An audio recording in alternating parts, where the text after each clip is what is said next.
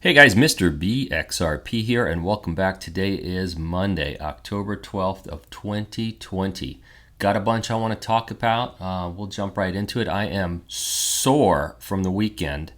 Mrs. B had me do a project. I had to paint her laundry room and help her redesign her laundry room. And I am so sore after 2 days of painting. I might be in some shape, but I'm not in painter's shape, that's for sure. So I am sore, but I am surviving. So let's roll right into this. I'm looking at Fiat Leak, and it looks like XRP is just over 25 cents. Looks like there's a bit of a flurry here in activity, but that's where we're at right now. And it is the week of SWELL, guys. So everybody pay attention. SWELL is Wednesday and Thursday of this week. And we'll talk a little bit more about that in a little bit. All right, so jumping right into Coin Paprika, Bitcoin is sitting at 11,322. So nice to see Bitcoin staying steady above 11,000. The total market cap's at 361 billion, which is a good number. Obviously, we'd certainly want to be higher, but we're at least we're getting near 400 billion again. Ethereum's at $369, and Tether's holding at $1. Look at Tether. You go, Tether. And XRP is just over 25 cents. Let's see in the last 7 days. In the last 7 days in the top 10, the big winner was Chainlink. Chainlink is up almost 17%. It's at $11. So for anyone who's invested in Chainlink, good for you. It looks pretty good. So let's carry on with it, guys. Actually, I want to talk about Brad Garlinghouse first. So Brad Garlinghouse came firing out this morning early at 7:37 a.m., which makes me believe he's probably not in San Francisco. Maybe he's on Kansas time. I don't know. I don't know where he is, but that's pretty early because that was my time in Eastern time. So I can't imagine he was tweeting at 4:30 in the morning. But maybe, who knows? So here you go. So here's Brad. Lots of speculation last week as Team Ripple considers some very important decisions about our future. I want to clarify a couple things related to some of what I read. He goes on to say, Ripple is a proud U.S. company, and I'm changing my glasses as we're talking here because I can read better. Ripple is a proud U.S. company. Ripple abides by and supports critical laws like strong BSA, AML controls that keep bad actors out and consumers safe. We are not looking to evade U.S. regulation. Okay, that's the second of two. Let's go to number 3. However, last week's DOJ report lists 8 separate U.S. regulatory bodies which a different view. Crypto is property, crypto is commodity, crypto is virtual currency, crypto is security, etc.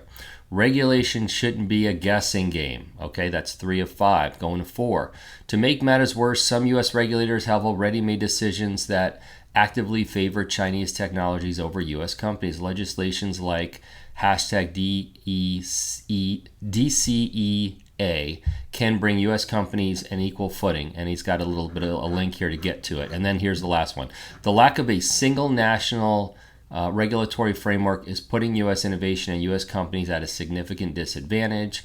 All we are asking for is a level playing field. If we need to move to another country to get that, then that's the path we'll have to take. 5 of 5 tweets. Wow.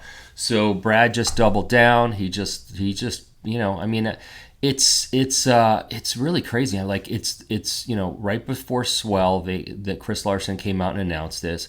Brad now is doubling down 48 hours before SWELL, and you would think if you're working with regulators, you don't want to also take shots at them at the same time. That's the weird part about this. So it's a little bit odd. It's a little bit odd, but let's hope that clean, clear, and concise regulatory clarity that Ripple is looking for is coming. Maybe they know that I believe they know it's to be announced. They're just telling the regulators, would you announce it already? Because here they're going to have, last year SWELL, they had 800 bankers and financial institutions fly halfway around the world to go to their SWELL event, still without regulations. This year, I don't know how many people they have that are attending SWELL, and it's virtual. But I think, how long can Ripple have these events and they don't have regulatory clarity for their digital asset for the United States? You can't do this every year. So for them, I think they would love for it to be announced now, right around SWELL, before SWELL, during SWELL, the week of SWELL. They want it announced. They want their customers to know, now you can feel comfortable using the thing we told you can use all along. And that's what this comes down to. So a lot of frustration coming out of the Ripple camp. And man, we are all going to be happy when that clarity comes. That's for sure. All right, so this was from Mac Attack at Mac Attack XRP. According to a survey of XRP investors, 72.4% believe that the cryptocurrency will reach a price of USD $100 in the future. A whopping 82% said that would not exit their XRP investment below $10. So this came out of Status's poll, and these are really amazing numbers. 72% of people think that XRP is going to go to $100. That's really, really high, and that shows you why the passion in the XRP community is so strong and so powerful, is because people really believe in this asset. And for the people, look, I don't know where XRP is going. I don't know what the heights it will reach are, okay? But for the naysayers who don't think it's going to be anything big someday, I would just tell them this. There was a time that you can get 4 Bitcoin for $1, and Bitcoin hit $20,000 and hardly has a use case, if any at all. So I don't doubt what XRP can do someday, and I won't put a maximum on it. I won't put a minimum on it. I'm just going to say I'm waiting to see, because I certainly know that it's not meant to be 25 cents. All right, so this was from Ian Northing at Ian Benz, and he said, Ripple says global payments network live in 55 countries and 95 currency pairs with XRP remittances running in 5 regions, the daily hodl. Well, this just really comes from Ripple redid their whole website. Thank goodness, because their website was boring for a long time, and I'm so glad to see they redid it. You guys should check it out. It's really nice. It's really tight. It's clean. It looks good. A lot more information on it. And now they have this map, and the map says get the Ripple Net Advantage across 55 plus countries and 95 plus currency pairs. And then they go into a little bit of the details. You get all kinds of information here. Really, really good stuff. Hopefully they're going to announce, at SWELL this year, hopefully they'll announce some new customers. I have the ability, because I've got an invitation, that I can look at the people who are attending. And I am very excited to see there are some companies attending this year that didn't attend last year. Now, they might have attended last year, but their names weren't being shown in the app to make connections. And this year, I'm seeing some interesting companies, but we'll have to kind of let it all roll out. Just so you guys know, there are rules that they sent me about SWELL. So I can't do any video, I can't do any live streaming, I can't do any snapshots. They said they're going to release the video after each airing, because what they're doing is it starts at 3 in the morning, like for me, Eastern time, it starts at 3 in the morning. Then they're going to re-air it at 8 in the morning, so people don't have to wake up at 3 in the morning to watch it. But I think after it airs the 2 times, so that the people around the world have a chance to see it, I think at that point they may start releasing video. But certainly I'm going to keep you guys up to date. I'll make videos and probably some Twitter posts and let you know if there's anything exciting that I've learned and what I'm going to share with you. I can certainly share anything I want to share with you. I just can't do it in video format or screenshots or anything like that. They made that perfectly clear. So just heads up on that. Okay, this was posted by somebody named Ben Rickard, and let's see here. I don't know this person, but I just came across this, and it says the central bank game plan under 3 minutes, and this is Richard Werner. So I looked up this guy. Richard Werner is a German economist and also a banking expert. Listen to what he has to say about central bank digital currencies. I think this is pretty interesting stuff, so I'm going to let you guys listen. It's a 2-minute video. Central banks, this is my last slide because my 12 minutes is just up, have reacted to the truth coming out. They admit that they've been telling porkies, and now they propose to increase their power. So central bankers belatedly admit, oh, now that you've mentioned it, yes, banks create the money supply. So let's abolish that now. And also, by the way, let's abolish cash. So what should we do? Well, introduce digital cybercurrency that central banks issue and control, and thereby gain total control over all economic transactions, decisions, and the whole lot you've just heard from the CEO of the GDI. So the greatest concentration of central banking power in history is really the bid they're aiming at. That's the central bank's goal. And of course, digital accounts of dissenters and regime critics could be switched off. It'd be very difficult to even purchase necessities. So this is an Orwellian dystopia of total control, the end of any freedoms. That's really what central banks are aiming at. Several central banks have, like the Bank of England, already prepared their microchip implant, RFID chip, to be implanted under your skin. And why is there sudden discussion about universal basic income from all the grassroots and inverted commas movements and billionaires? Oh, universal basic income is the bribe for you to accept the microchip. The overarching trend of the 20th century is concentration of power in the hands of the few. That's what we have to keep in mind. We have to work against this. We don't want to have these unaccountable central planners making decisions. We need decentralization, and the solution therefore is to maintain public money in the hands of local community banks, decentralize decision making, give local people the power in the form of local public banks and local not-for-profit community banks. As I walked in, I was delighted to see that the Gottlieb Duttweiler Institute is also about Genossenschaften, cooperatives, and of course the majority of banks in Germany are cooperative banks, and that's really what we need.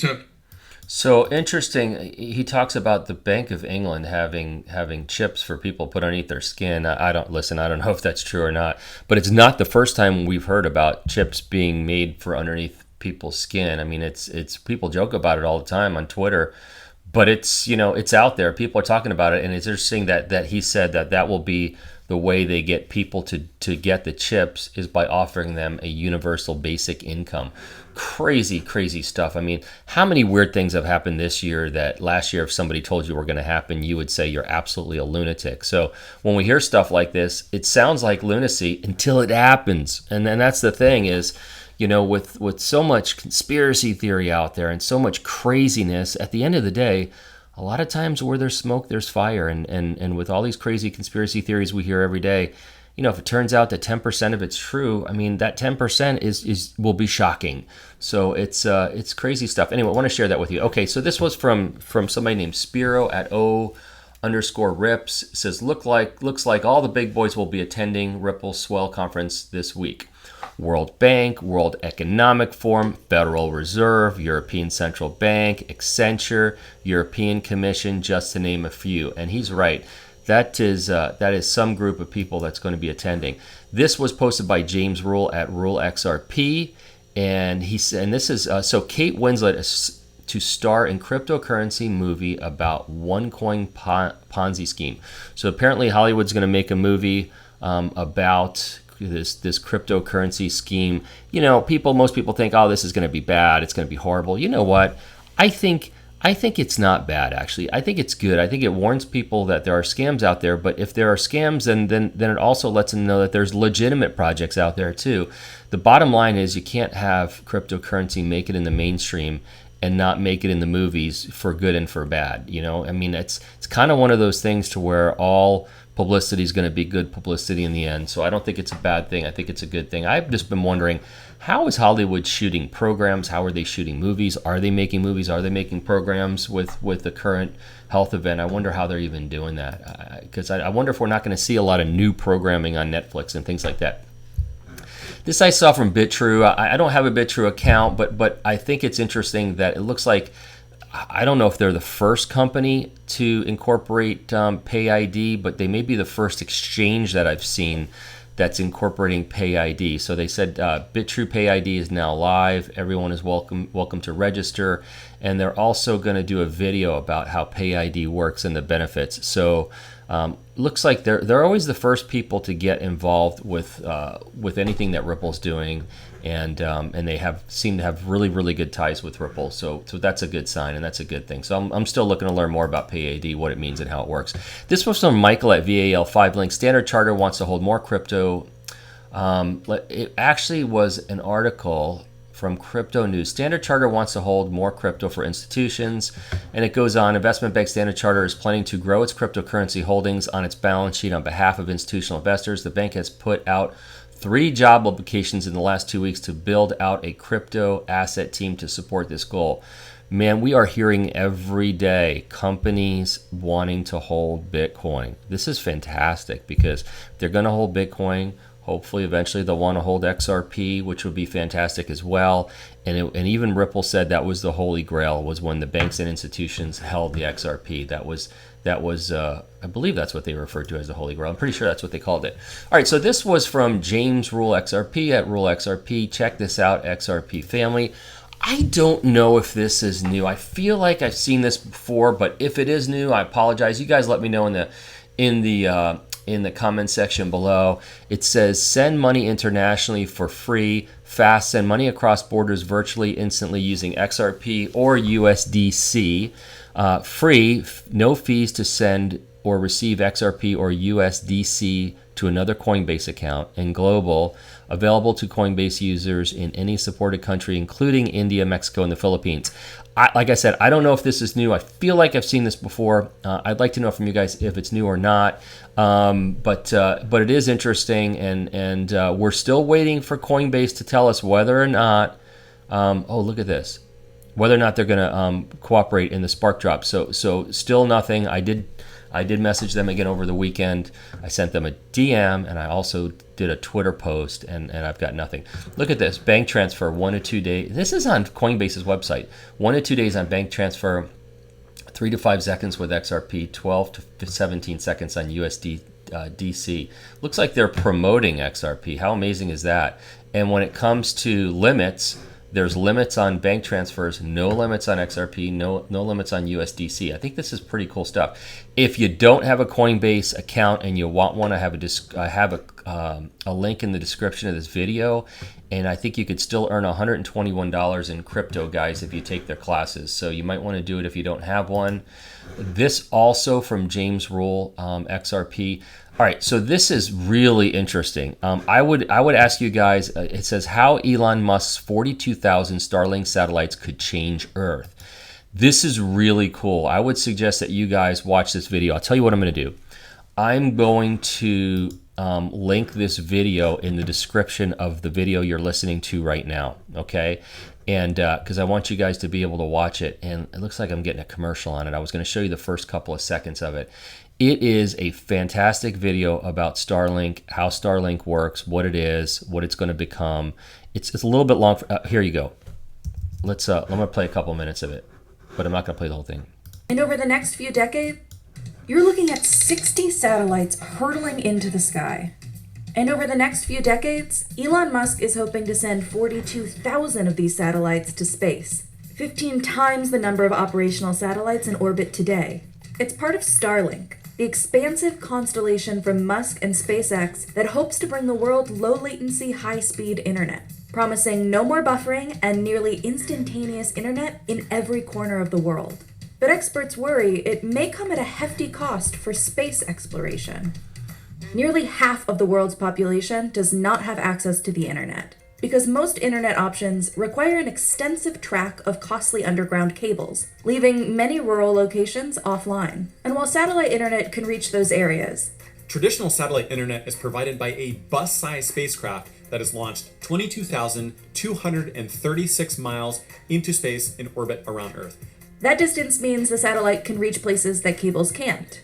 But since that one satellite is meant to service a lot of people, its data capability is limited, which then limits connection speeds. And that signal has to travel a long way, creating a lot of lag.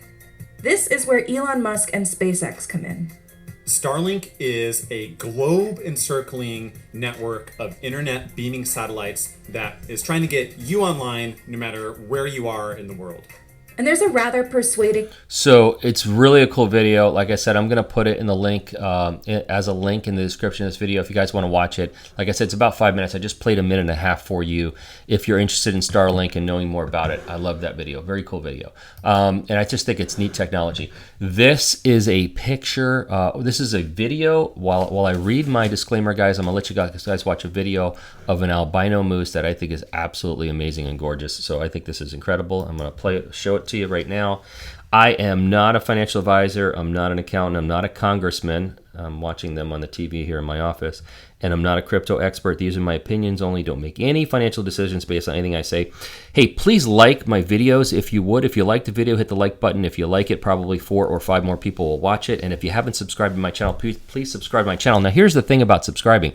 If you subscribe to my channel, they will not alert you when a new video comes up unless you hit the bell. Hit that little bell, smash it, hit it hard, hit it light, do whatever you want, and you will be notified when my videos actually come out. And share my videos with anybody who you think might appreciate them. Everyone have a fantastic day. Bye-bye.